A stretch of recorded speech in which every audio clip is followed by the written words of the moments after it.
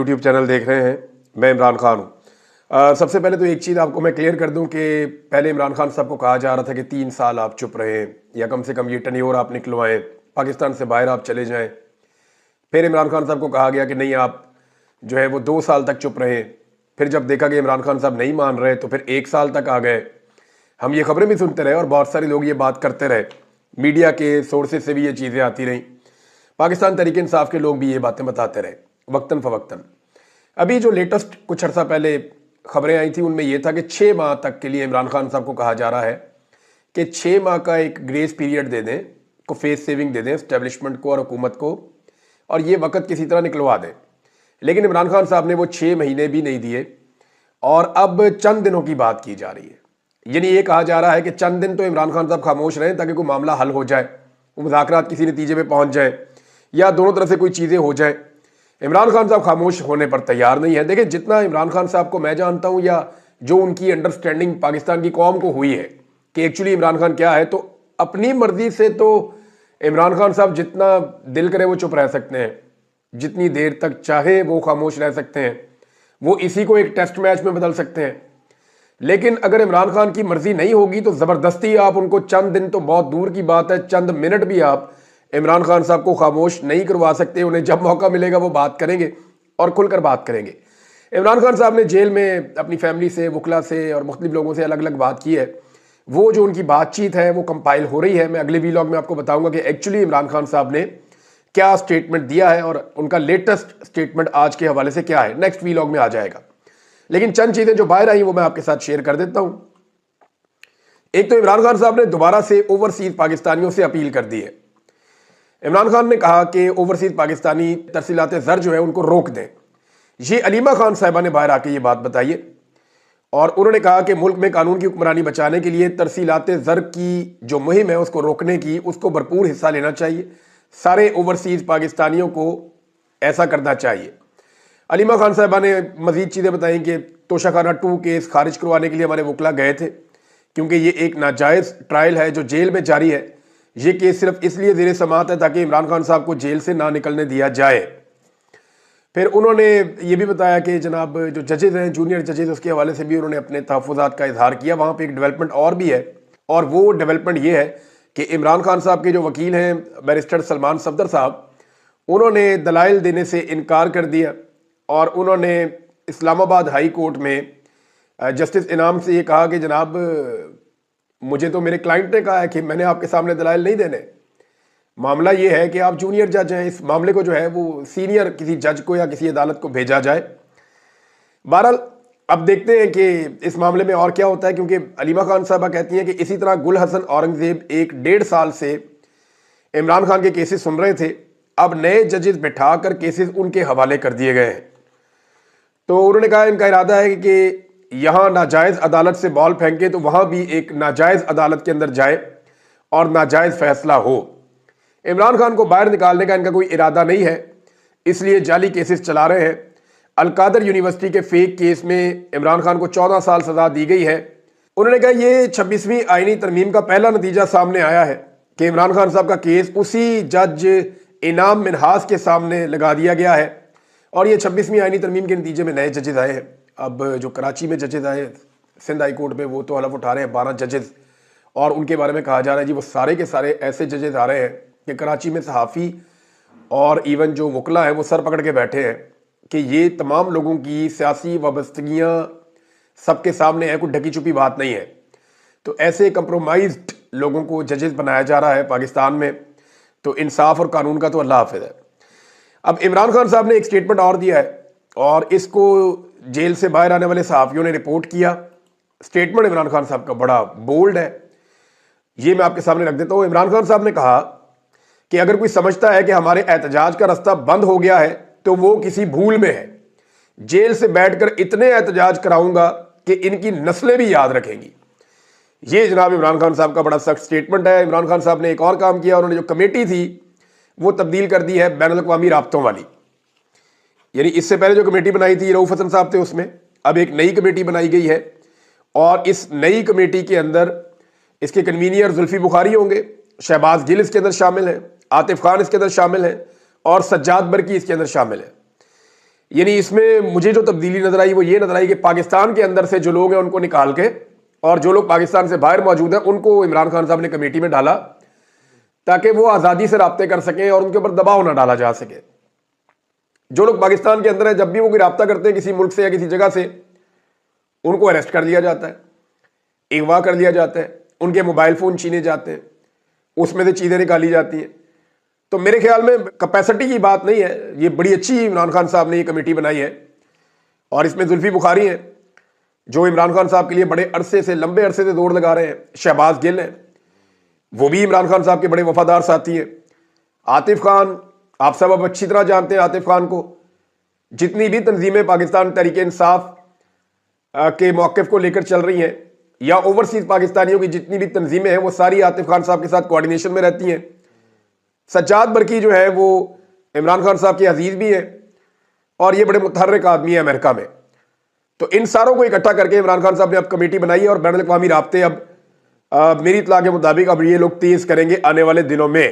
ناظرین, ایک اور خبر ہے اور وہ یہ ہے کہ عمران خان صاحب نے اس بات پہ بار بار کہا اور بار بار انہوں نے اپنی پارٹی کو یہ نہ صرف کہا بلکہ اس کے اوپر ایک کمیٹی بھی بنائی, لیکن کسی قسم کا عمل درآمد نہیں ہوا.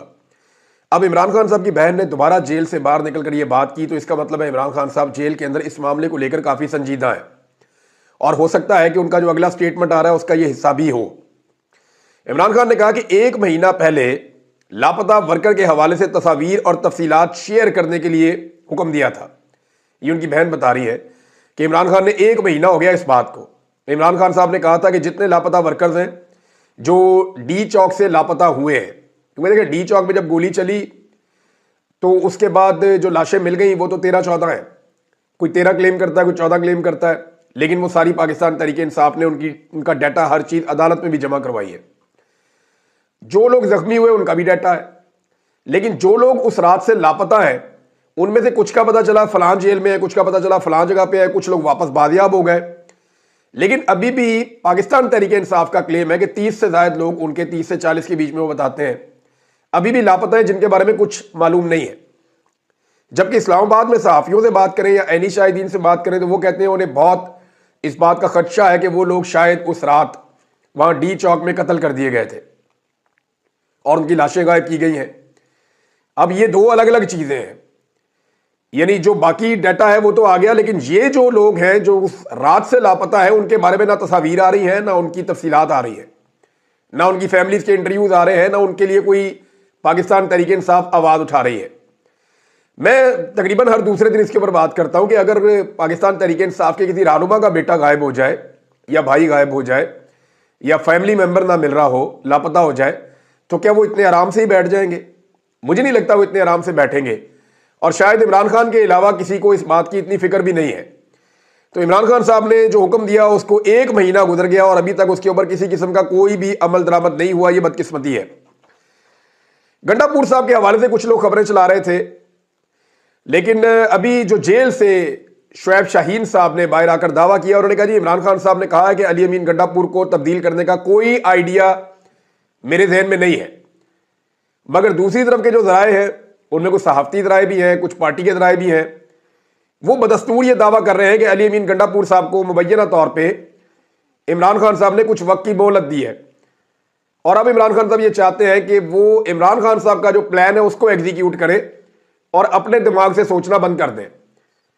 دیکھیں نا, عمران خان صاحب نے بہت موقع دیا. جس جماعت سے یا جس حکومت سے عمران خان صاحب بات نہیں کرنا چاہتے تھے, جنہیں وہ لیجیٹیمیٹ گورنمنٹ سمجھتے ہی نہیں تھے, ان کو عمران خان صاحب نے مذاکرات کا موقع دیا, ہر جگہ پہ مذاکرات کا موقع دیا, اپنے احتجاج کو روکتے رہے, پیچھے ہٹتے رہے. تو بہت ساری چیزیں, علی امین گنڈا پور صاحب 2 دفعہ غائب ہو گئے, لاپتہ ہو گئے, اور پھر 2 دفعہ ایک عجیب قسم کی کہانیاں جو ہے وہ سامنے آئیں دونوں مرتبہ. تو اس پہ عمران خان صاحب نے کافی صبر کیا ہے اور پلان جو ہے ان کے اپنے جو پلان تھے جو عمران خان صاحب جیل سے بیٹھ کر بناتے رہے وہ ایگزیکیوٹ نہیں ہو رہے تھے. اب عمران خان صاحب نے کہا جی کہ میرا پلان ایگزیکیوٹ کرنا ہے, کسی اور کا پلان کام نہیں کر رہا.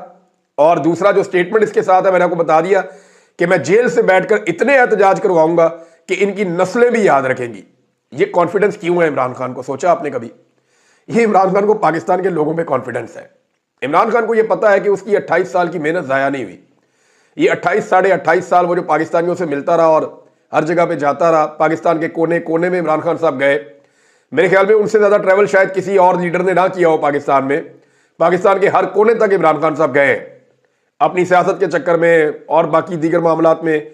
انہوں نے بہت ٹریول کیا پاکستان میں اور بے شمار لوگوں سے انہوں نے ملاقاتیں بھی کی ہیں. تو جتنی بڑی سوشل لائف عمران خان نے گزاری ہے, انہیں اس بات کا یقین تھا کہ نوجوان اور پاکستانی ان کا ساتھ نہیں چھوڑیں گے. اب انہیں لگتا ہے کہ وہ جتنے چاہیں احتجاج کروا سکتے ہیں جیل کے اندر سے, اور یہ بہت کانفیڈنٹ آدمی ایسا سٹیٹمنٹ دے سکتا ہے جو بہت مضبوط اعصاب کا آدمی ہو. بہرحال عمران خان صاحب یہ کہہ رہے ہیں, آنے والے دنوں میں اس کا ٹیسٹ ہو جائے گا کہ معاملہ کس طرف جاتا ہے. ناظرین, ایک اور جو انتہائی افسوسناک کام کیا گیا, جو جس طرح کا ایک عجیب و غریب قانون بنا دیا ہے پیکا قانون کو. پیکا قانون کوئی برا قانون نہیں تھا, قانون سخت سے سخت ہونا چاہیے, لیکن وہ اس طریقہ کار کا ہونا چاہیے کہ اس کے اندر آپ کے پاس عدالت موجود ہو, آپ کے پاس وکیل کی سہولت موجود ہو, آپ کو گرفتار کرنے سے پہلے ایک پورا پروسیجر ہو. ساری چیزیں جو ہے وہ بائی دا بک چلنی چاہیے جو طریقہ کار ہے. اس دفعہ تو انہوں نے ایسا کر دیا جس کو چاہے اٹھا لیں اور اٹھا کے بند کر دیں, بعد میں دیکھیں گے اس کا کرنا کیا ہے. اور مہینوں تک کسی بھی بندے کو اندر رکھ سکتے ہیں, نہ عدالتوں میں سنوائی کا کوئی راستہ چھوڑ رہے ہیں, نہ کوئی سوال جواب, نہ کوئی اور چیز. یعنی آپ کے حصے میں, آپ کے کھاتے میں کوئی بھی چیز ڈال دے کوئی بندہ اور آپ کو اٹھا کر جیل میں ڈال دے, تو 2-2.5 مہینے آپ کو یہ ثابت کرنے میں, 3 مہینے, اور اگر آپ تگڑے بندے نہیں ہیں تو آپ کو 6 مہینے, سال بھی لگ سکتا ہے صرف یہ ثابت کرنے میں کہ یہ والی بات تو میں نے کہی نہیں تھی. تو یہ اس طرح کا انہوں نے کالا قانون بنا دیا. اس کے اوپر صحافتی تنظیموں نے اور صحافیوں نے پورے ملک کے اندر احتجاج کیا. یعنی ملک کے ہر کونے کے اندر صحافی نکلے ہیں پاکستان میں, انہوں نے احتجاج کیا. لاہور میں, اسلام آباد میں, پشاور میں, کراچی میں, ہر جگہ پہ صحافی نکلے. انہوں نے پیکا قانون کے خلاف نہ صرف احتجاج کیا بلکہ انہوں نے اس کی بہت مذمت کی. صحافیوں پہ اسلام آباد میں کچھ تشدد بھی رپورٹ ہوا. اپوزیشن نے اس کے اندر شمولیت کی ہے, جبکہ پاکستان تحریک انصاف نے کہا جی ہم اس کو عدالت میں چیلنج کریں گے. یہ تو صحافی بھی عدالت میں جائیں اور جا کر اس کو چیلنج کریں. اسلام آباد میں جو ہے وہ بڑی تقریب ہوئی ہے صحافیوں کی, وہاں پہ ایک تگڑا احتجاج ہوا ہے سارے معاملے کو لے کر. ایک اور ناظرین افسوسناک چیز ہے جو میں آپ کے ساتھ شیئر کرنا چاہتا ہوں, وہ انور مقصود صاحب کے حوالے سے. وہ ایک نجی پروگرام میں بات کر رہے تھے. انہوں نے کہا جی کہ ان کی جو آمد و رفت ہے یا ان کا جو موومنٹ ہے وہ کچھ محدود ہے. یعنی وہ یہ بتا رہے تھے کہ وہ جو کام کرنا چاہتے ہیں وہ نہیں کر سکتے, وہ کہیں ٹریول کرنا چاہتے ہیں وہ نہیں کر سکتے, لہٰذا ان کے اوپر کچھ ایسی پابندیاں سی لگی ہوئی ہیں. جو کلپ میں نے دیکھا اس میں یہ چیز وہ کہہ رہے ہیں اپنے منہ سے. انور مقصود صاحب پاکستان کے لیجنڈ اداکار ہیں اور ان کا بڑا کنٹریبیوشن ہے پاکستان ٹیلی ویژن کے اندر. بے شمار لوگ جو ہیں وہ ان کو فالو کرتے ہیں, ان سے لوگوں نے بہت سیکھا ہے, اور ان کا ایک بڑا لمبا پورا ایک دور ہے, پورا ایک انسٹیٹیوشن ہے. انور مقصود صاحب انہوں نے بہت کام کیا ہے. اب معاملہ یہ ہے کہ اس طرح کے لوگوں کو صرف ان کی اوپینین کے اوپر یا ان کی آزادی اظہار رائے کو دبانے کے اوپر اسٹیبلشمنٹ اور حکومت نشانہ بنا رہی ہے. اور میرا نہیں خیال کہ حکومت جو ہے وہ اس لیول تک جا سکتی ہے. ایکچولی اس کے پیچھے پاکستان کی ملٹری اسٹیبلشمنٹ ہے. دیکھیں پرویز مشرف کے دور میں پرویز مشرف صاحب کا اپنا کلاؤن بنا کر T V channels T V پہ دکھاتے تھے. ذرا ایک لمحہ آپ سوچئے نا, پرویز مشرف کا دور تھا, تمام سیاستدانوں کے کلاؤن بنتے تھے. پرویز مشرف کا بھی چھوٹے سے قد کا ایک کلاؤن بنا ہوا تھا. وہ بندہ میک اپ کر کے آ جاتا تھا, پرویز مشرف بن کے یونیفارم پہن کے آ جاتا تھا, ہر جگہ کھڑا ہو کے تقریریں کرتا تھا, پرویز مشرف کی طرح کی ایکٹنگ کرتا تھا. تو ایک وہ بھی دور تھا. یعنی ڈکٹیٹر کے دور میں میڈیا کو اتنی آزادی تھی کہ وہ ڈکٹیٹر کا بھی مذاق کر سکتے تھے.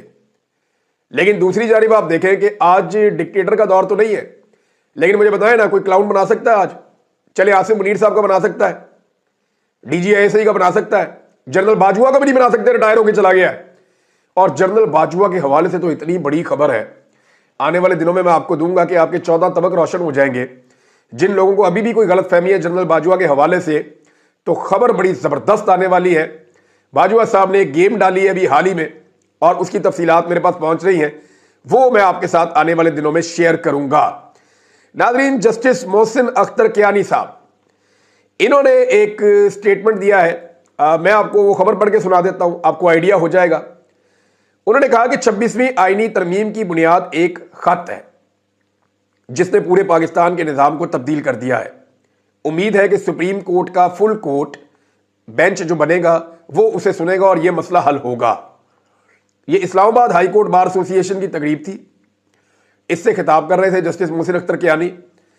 انہوں نے کہا جی 26ویں آئینی ترمیم کی بنیاد ایک خط ہے جس نے پورے نظام کو بدل کر رکھ دیا ہے، مجھے اس خط کا ذکر کرنے کی ضرورت نہیں ہے۔ پھر انہوں نے ججز کے حوالے سے کہا کہ ڈیپوٹیشن پہ آئے ہوئے ججز کو ہم واپس بھیجیں گے، میں نے چیف جسٹس سے درخواست کی ہے، ہم یہاں اسلام آباد کے ہی ججز کو تعینات کریں گے۔ یعنی ڈیپوٹیشن پہ حکومت چاہ رہی ہے کہ کوئی سندھ سے پکڑیں جج، کوئی لاہور سے پکڑیں جج، کوئی پشاور سے، جہاں سے دل کرے اپنی مرضی کے ججز لا کے اسلام آباد میں انڈکٹ کر دیے جائیں۔ لیکن انہوں نے کہا جی اس کی مخالفت کریں گے، اسلام آباد سے ججز آنے چاہیے۔ ابھی 2 ججز نئے آئے بھی ہیں۔ محسن اختر کیانی صاحب کی عدالت میں اگر آپ جائیں نا ناظرین، تو آپ کو بالکل الگ ماحول ملتا ہے۔ میں اسپیشلی کیس سننے کے لیے گیا تھا احمد فرحات صاحب کا، تو جس شفقت کے ساتھ اور جس مہربانی کے ساتھ وہ کیس سن رہے تھے اور جس طرح انہوں نے دباؤ ڈال کر احمد فرحات کو بازیاب کروایا چند دنوں کے بعد، تو میں انہیں یہ کہنے پر مجبور ہو گیا، میں نے کہا جج صاحب اگر آپ میرا کیس بھی سن رہے ہوتے، میری بدقسمتی ہے کہ آپ نہیں تھے، اگر آپ میرا کیس بھی سن رہے ہوتے تو مجھے 5 مہینے ایجنسیوں کی حراست میں نہ رہنا پڑتا۔ تو جج صاحب نے مجھے وہاں پہ جو ہے انہوں نے کہا جی ہم آپ کی تکلیف سمجھ سکتے ہیں، انہوں نے مجھے دعا بھی دی اس وقت۔ تو مجھے محسوس ہوا کہ جج ایسا ہونا چاہیے۔ میں عامر فاروق صاحب کی عدالت میں بھی گیا، میں باقی ججز کی عدالت میں بھی جاتا رہتا ہوں، تو بہت کم ایسا لگتا ہے کہ جو سامنے بیٹھا ہوا جج ہے نا، اس کو دیکھ کے آپ کو کانفیڈنس آتا ہے کہ نہیں یہاں سے مجھے انصاف ملے گا۔ تو وہ جسٹس محسن اختر کیانی صاحب ہے۔ اب یہ خط کون سا ہے جس کا وہ ذکر کر رہے ہیں، ساری دنیا جانتی ہے۔ یہ وہ خط ہے جو 6 ججز نے لکھا تھا، اس کے بعد پاکستان کی عدلیہ کا حلیہ ہی بگاڑ دیا گیا۔ لیکن یہی خط ہے نا جس سے سارا معاملہ شروع ہوا، ورنہ ججز تو کبھی بولتے ہی نہیں تھے، کھل کے سامنے ہی نہیں آتے تھے۔ پہلی ہی مرتبہ 6 ججز نے ہمت کی، وہ کھڑے ہو گئے، انہوں نے کہا نہیں ہمارے اوپر ادارے دباؤ ڈال رہے ہیں، ہمیں ایجنسیاں تنگ کر رہی ہیں، ہمیں ہمارا کام نہیں کرنے دیا جا رہا، روکا جا رہا ہے۔ تو جب جج کھڑے ہو گئے، ڈٹ گئے، تو باقی سارے بیٹھ گئے۔ اس کے بعد پاکستان کے اندر جو اسٹیبلشمنٹ ہے اس نے فیصلہ کیا کہ بھئی ججز کو قابو کرو، یہ تو مسئلہ بن جائے گا ہمیشہ کے لیے۔ اور اب ایسی بھرتیاں لگاتار دھڑا دھڑ کی جا رہی ہیں کہ پوری عدلیہ کا حلیہ 26ویں آئینی ترمیم کے بعد بگاڑا جا رہا ہے۔ اب یہ جو کچھ بھی ہو رہا ہے یہ آپ کے سامنے ناظرین، آپ یہ دیکھ سکتے ہیں۔